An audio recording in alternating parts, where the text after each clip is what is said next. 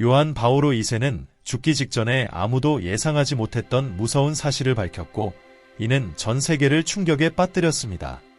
요한 바오로 2세가 예언한 일이 일어나면 인류의 미래는 영원히 바뀔 것이며, 현재 세계 곳곳에서 이미 그 징후가 보이는 만큼 이는 앞으로 몇 달 안에 일어날 수 있다는 관측이 나오고 있습니다. 요한 바오로 1세의 죽음은 최근 역사에서 가장 중요한 사건 중 하나였으며, 그가 임종의 자리에서 중얼거렸던 말은 모두를 경악하게 만들었습니다. 이제 우리는 이 위대한 가톨릭 교회의 지도자의 마지막 말을 더 깊이 탐구해 보려 합니다. 교황직은 기독교에서 가장 높고 영적인 직책 중 하나입니다. 교황은 가톨릭 교회의 최고 지도자로 여겨지며, 요한 바오로 2세는 1978년부터 2005년 세상을 떠날 때까지 이 직책을 맡아 교회를 이끌고 바티칸을 통치했습니다. 그의 세계적 영향력은 막대했으며 400년 만에 첫 이탈리아인 교황으로 전 세계에서 영향력 있는 인물로 자리 잡았습니다. 그가 임종 직전에 말한 놀라운 말은 무엇일까요? 그는 인류에게 중요한 메시지를 남겼을까요? 지금부터 함께 알아보겠습니다.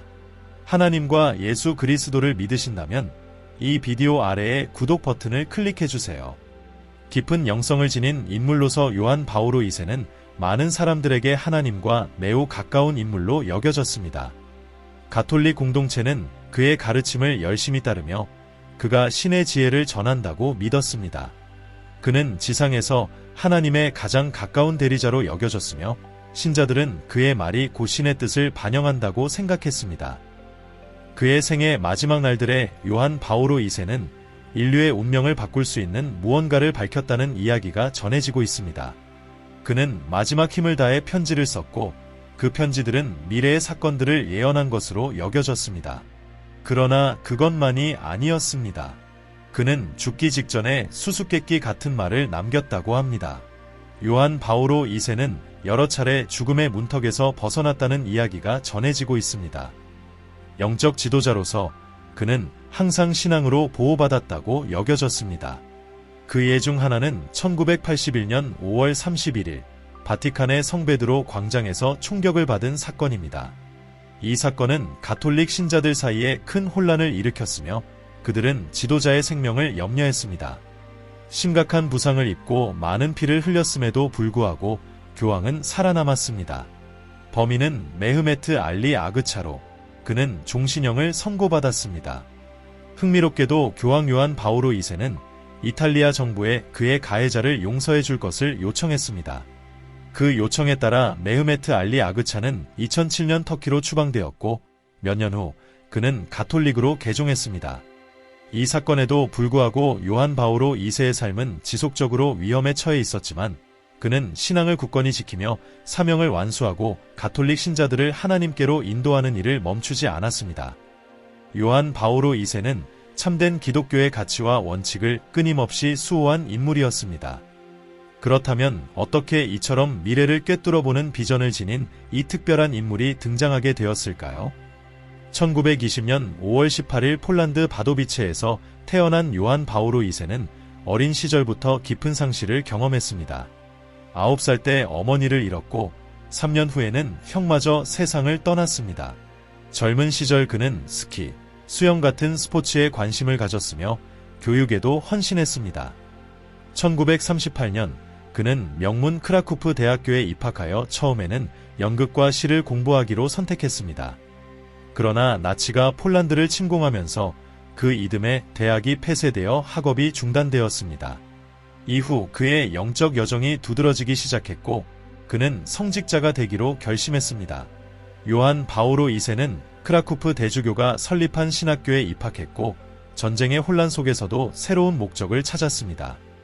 그는 신학 공부를 마치고 1946년에 사제로 서품되었습니다. 서품 후에도 지식에 대한 그의 갈망은 멈추지 않았습니다. 그는 로마로 이주해 신학 박사 학위를 마쳤고 1948년에 폴란드로 돌아와 크라쿠프의 여러 본당에서 사목 활동을 했습니다. 그의 재능은 곧 인정받아 1958년 보좌주교로 임명되었습니다. 몇 년 후 그는 크라쿠프 대주교가 되었습니다. 요한 바오로 2세는 가톨릭 교회의 가장 영향력 있는 사상가 중 한 사람으로 평가받았으며 교회의 교리를 현대화하고 조정하기 위한 제2차 바티칸 공의회에 적극적으로 참여했습니다. 그의 기여는 교회가 끊임없이 변화하는 세상에 적응하는 데 중요한 역할을 했습니다. 1967년 그는 교황 바오로 6세에 의해 추기경으로 임명되었습니다. 1978년 요한 바오로 2세는 400년 만에 첫 이탈리아인 교황이자 역사상 가장 젊은 교황 중 한 명으로서 역사를 만들었습니다.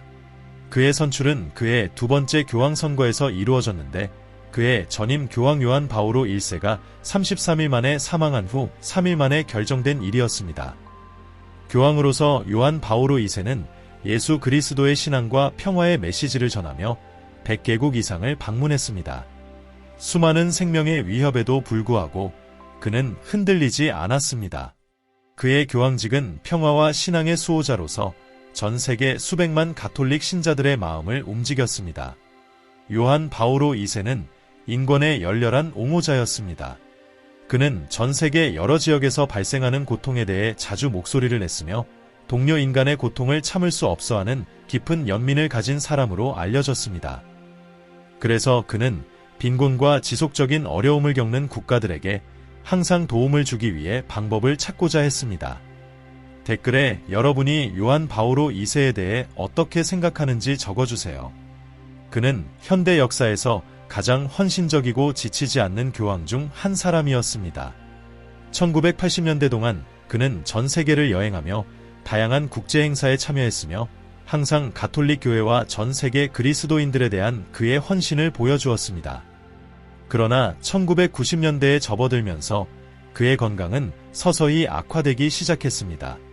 1992년 그는 장 종양 제거 수술을 받았고 수술은 성공적이었지만 그의 건강은 그 이후로 예전 같지 않았습니다. 1993년과 1994년 사이에 그는 두 차례의 낙상 사고를 겪었고 그로 인해 어깨 탈구와 대퇴골 골절을 입으며 신체적 쇠약이 점점 더 드러났습니다. 1996년에는 또 다른 수술을 받으면서 그의 건강이 더욱 악화되었습니다. 1995년 12월 교황은 현기증을 느껴 전통적인 성탄 미사를 취소해야 했던 사건이 특히 우려스러웠습니다. 시간이 지남에 따라 그가 의무를 수행하는데 점점 더 어려움을 겪는 것이 분명해졌고 쇠약해진 그의 건강은 큰 장애물이 되었습니다. 2001년 요한 바오로 2세가 파킨슨병과 싸우고 있다는 사실이 공개되었으며 이 병은 그의 움직임과 말하기 능력에 심각한 영향을 미쳤습니다. 그럼에도 불구하고 그는 신체적 한계를 극복하고 계속해서 영적 지도자로서의 책임을 다하려고 했습니다. 2005년 초 처음에는 가벼운 감기로 보였던 증상이 심각한 감염으로 발전하여 후두 염증과 호흡 곤란을 일으키며 그를 잼멜리 병원에 입원하게 했습니다. 교황의 건강이 악화되면서 기관절 개술이 실시되었고 이는 그가 말을 할 수 없게 만들었지만 호흡을 지속할 수 있도록 했습니다. 교황이 말을 할 수 없게 된 채 병원 창가에서 신자들에게 손을 흔드는 모습은 많은 이들의 마음을 깊이 울렸습니다. 종려주일에 그는 공적으로 모습을 드러내 큰 노력을 기울여 올리브 가지를 들었고 이는 그를 지켜보던 순례자들에게 깊은 감동을 주었습니다. 이틀 후 그의 건강이 급격히 악화되었으며 의료진은 더 이상의 회복을 기대하기 어렵다는 보고를 내놓았습니다. 2005년 3월 내내 전 세계는 교황의 건강이 점점 나빠지는 모습을 지켜보며 많은 사람들이 그가 곧 세상을 떠날 것이라고 생각했습니다.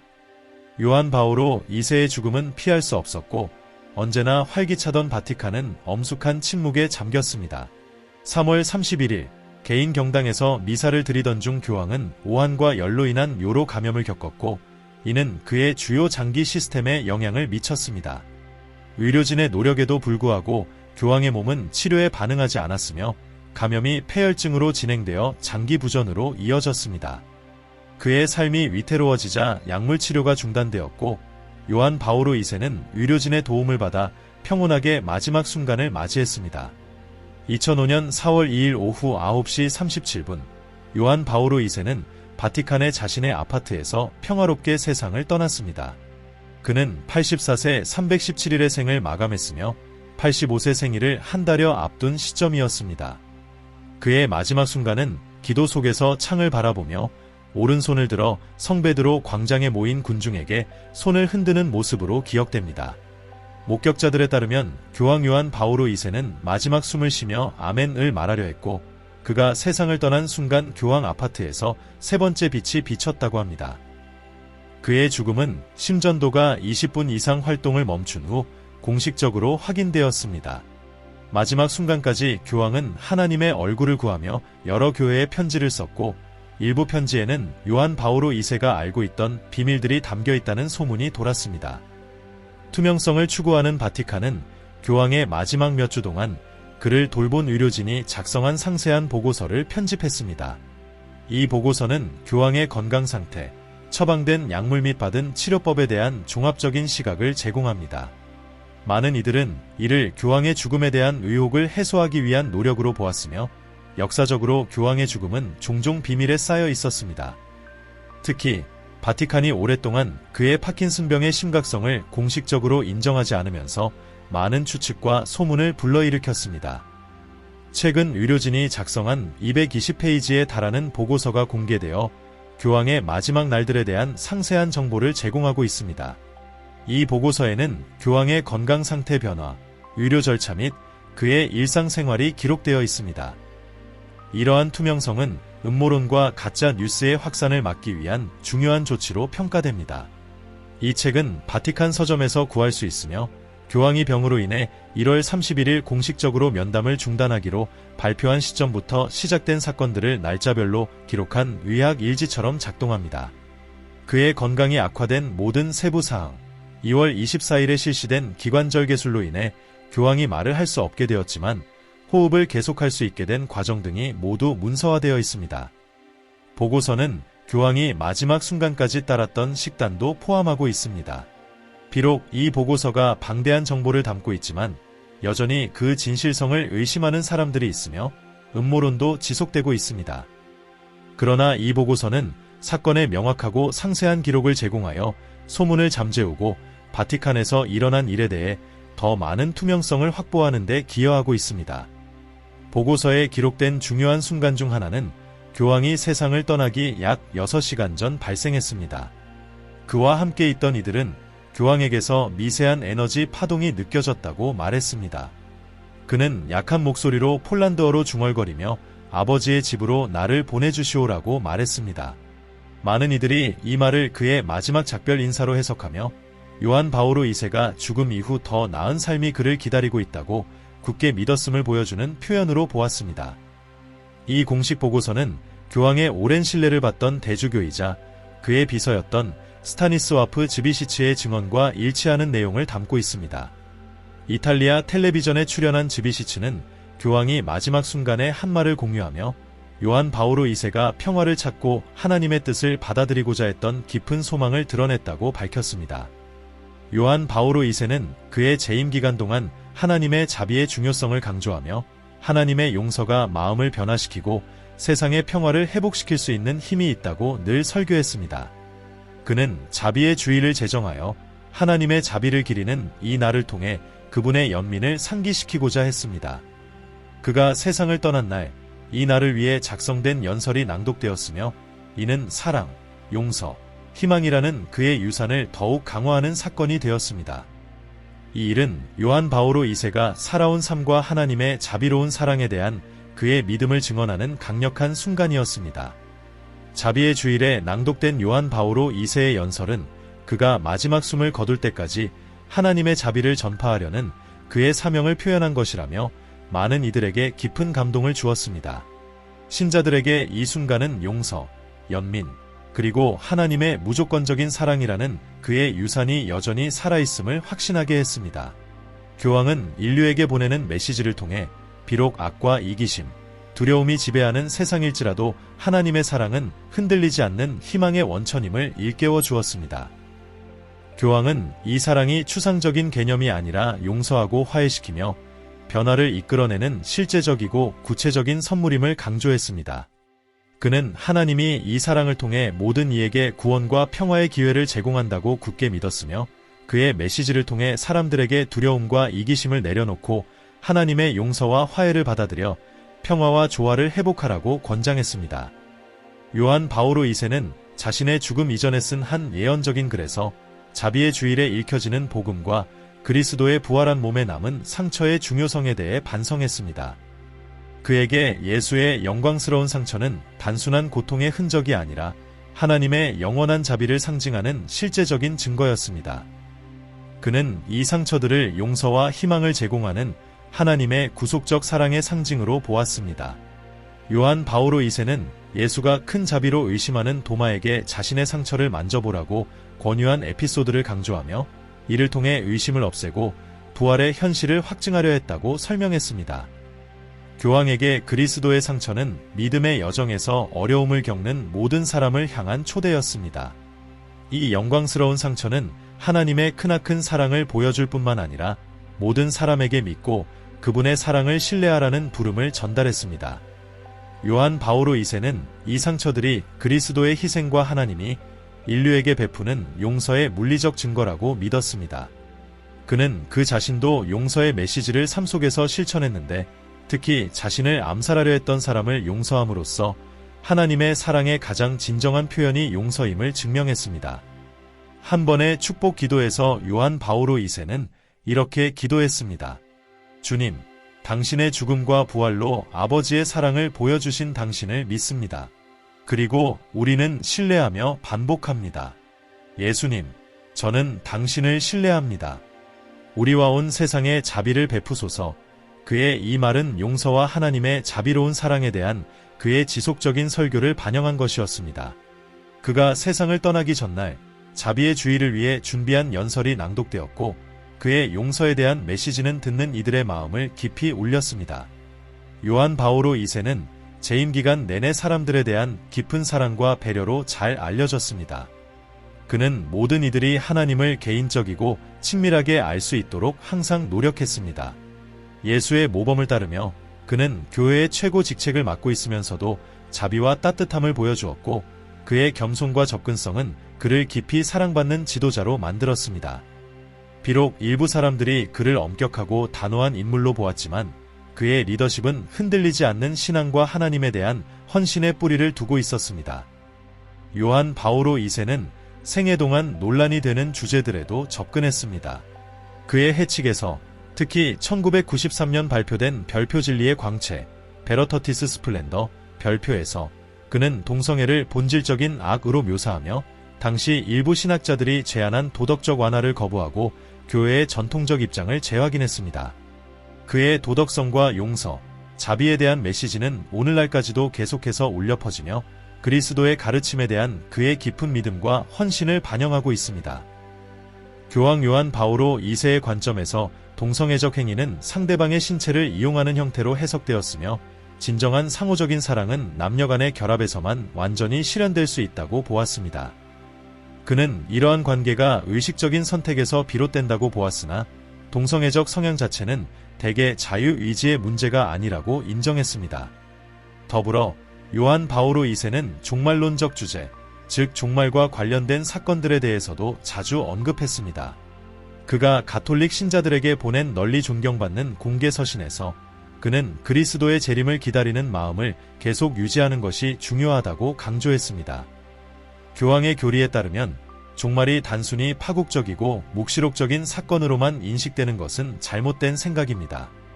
그는 그리스도의 재림이 단지 전 지구적인 파괴와 엄격한 심판만을 가져올 것이라는 생각을 비판했습니다. 많은 사람들이 구원과 심판이 미래의 극적인 순간에만 나타날 것이라고 믿고 있지만 요한 바오로 2세는 그리스도의 재림을 다르게 보았습니다. 그는 그것이 이미 시작되었으며 그리스도의 역사적 재림과 그의 죽음, 부활이 인류를 위한 새로운 시대의 출발점이라고 보았습니다. 이 사건들은 인류 역사에서 중심적인 위치를 차지하며 하나님과 인류 사이의 새로운 관계를 여는 시작이었습니다. 교황은 이렇게 말했습니다. 그리스도의 재림은 종말의 순간이면서도 그의 첫 번째 역사적 재림을 기억하게 하며 우리에게 이 마지막 재림을 희망 속에서 바라보라고 초대합니다. 그는 기독교인들이 종말을 단지 미래의 먼 사건으로만 보지 말고 그리스도의 재림 이후 이미 시작된 현실로 인식해야 한다고 강조했습니다. 비록 죽은 자의 부활은 종말에 이루어질 일이지만 그 영적인 시작은 이미 현재에서 일어나고 있다고 말했습니다. 요한 바오로 2세에게 그리스도의 구속 사역으로 인한 이 새로운 삶은 이미 드러나고 있으며 이 영적 부활이야말로 구원의 궁극적인 목적이라고 보았습니다. 교황 요한 바오로 2세는 그리스도가 물과 성령을 통해 이루신 구원의 사역이 인류의 현재와 미래를 깊이 변화시켰다고 믿었습니다. 그러나 그는 이러한 변화가 오직 하나님의 선물을 열린 마음으로 받아들이고 이를 삶에 반영하는 사람들에게만 보인다고 경고했습니다. 교황은 이 수용이 거룩하게 사는 삶을 위한 필수 요소라고 보았으며 이는 성경에 기록된 하나님의 법을 따르는 삶과 직결된다고 가르쳤습니다. 죽기 전 요한 바오로 2세는 여러 서신을 통해 하나님의 인류를 위한 계획을 요약했습니다. 그는 신자들에게 무엇을 해야 하고 무엇을 피해야 하는지에 대해 조언하며 항상 하나님의 인도를 따를 것을 강조했습니다. 그의 메시지는 명확했습니다. 성경과 거룩함에 따라 사는 것이 필요하다는 것이었습니다. 그는 이러한 교훈을 단지 가르치는 것에 그치지 않고 자신의 삶 속에서 강렬하게 실천하며 악의 영향에 대해 결코 타협하지 않았습니다. 요한 바오로 2세의 카리스마와 흔들리지 않는 믿음은 그를 기독교 신앙의 진정한 상징으로 만들었으며 이는 가톨릭 신자들뿐만 아니라 여러 기독교 교파의 신자들에게도 해당되었습니다. 그는 자신의 영향력을 사용해 세계의 깊은 변화를 일으켰으며 특히 그의 조국 폴란드에서 공산주의의 붕괴에 기여한 점으로 자주 회자됩니다. 요한 바오로 2세는 영적, 사회적으로 엄청난 유산을 남겼으며 이는 오늘날 전 세계 수백만 명의 신앙과 행동 속에서 여전히 울려 퍼지고 있습니다. 비디오가 마음에 드셨다면 채널 구독을 잊지 마세요. 계속해서 시청하시려면 화면에 표시되는 영상을 클릭해 주세요.